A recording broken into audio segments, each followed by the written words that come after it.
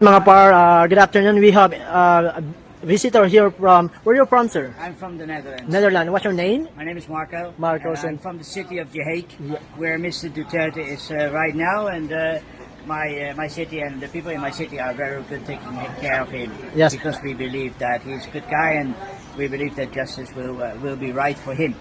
All right. So another message to Mr. Former President Rodrigo Duterte, sir. Mr. Duterte, please stay healthy, take care, and I'm sure that the people in The Hague love you, and they will could take care of you.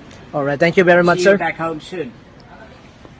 Nagbilin jud og message si sir no from the Hague. Love and support. Come home soon from Marco, right? Yan. So thank you very much, sir. Yan. You're from, sir? I'm from the Netherlands. Netherlands. All right. So So I am from the city where Mr. Duterte is. all So right. I'm here to support. Thank you very much, sir, for the support. We support him in Holland, and we know he's a great guy. And sir, what is your message to our former President Roa Duterte? So take care, and we will in Holland we will take care of you, and we'll make sure you will have safe back home. All right. So yun po mga kababayan, no, nakakataba ng puso na mismong taga the Netherlands, mismong doon sa The Hague, mga kababayan, no, from The Hague City, itong si Sir Marco na lumipad papunta po ng Davao at pumunta po talaga mismo sa bahay ni dating Pangulong Rodrigo Duterte, mga kababayan. So bumisita po siya doon at sinabi niya, mga kababayan, na naniwala siya na inosente, no, itong si PRRD, mga kababayan. At hindi po sila naniwala doon sa mga sinasabi ng kabila na masamang tao si PRRD. At sabi niya, the people of The Hague will take care of him, or take good care of him, no, kay Pangulong Duterte doon, mga kababayan, sa The Hague, kasi doon po naka-detain po itong si Pangulong Duterte, mga kababayan. At nag-iwan po siya ng mensahe, no, sinulat niya po doon sa parang pledge wall, kumbaga, no, kung sa ano pa yun, pledge wall, pero nakalagay lang po doon sa labas.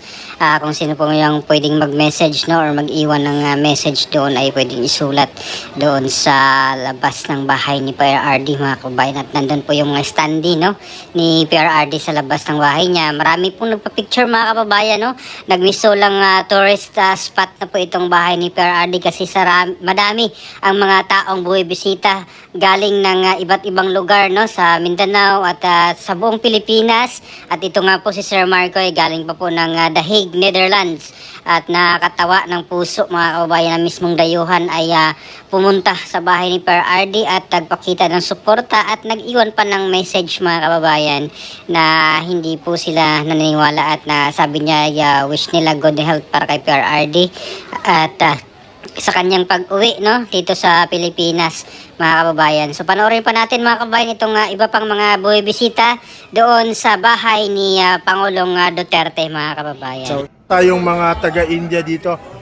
Ma'am, your name is Jessica. And what is your message to Tatay Digong?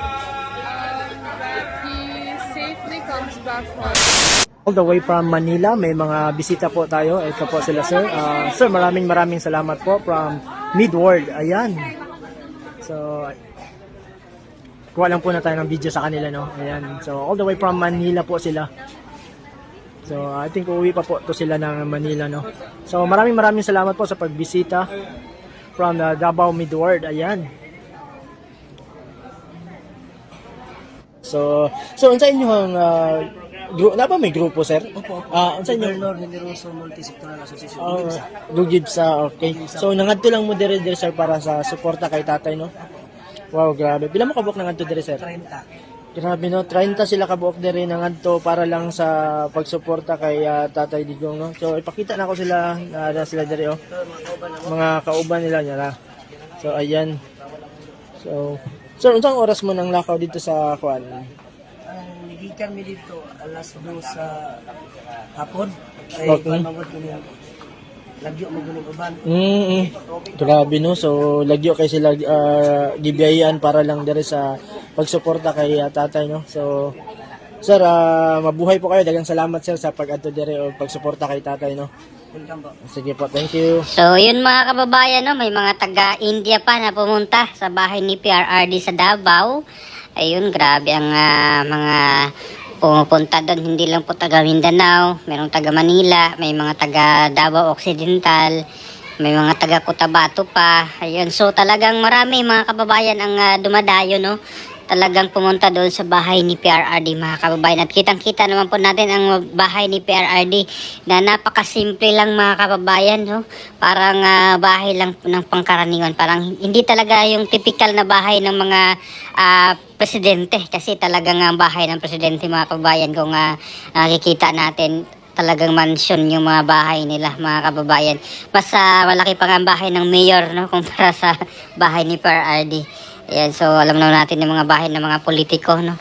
Lalo na po yung sinasabi niya na congressman, mga kababayan, or mga bahay ng congressman daw sa Manila, no? Yun po yung statement ni PRRD dati na naglalakihan yung mga bahay nila. At hindi naman po yan lingid sa kaalaman natin na talagang mga bahay ng mga politiko, lalo na mga congressman, governor, or kahit mayor nga lang, talagang ang laki ng mga bahay. May mga swimming pool pa yan, mga kababayan. So, yun. Napaka-simple ang bahay, pangkaraniwang bahay lang po ni PRRD at sabi nga po niya na hindi po siya nagdagdag ng poste ng kanyang bahay o sa kanyang bahay.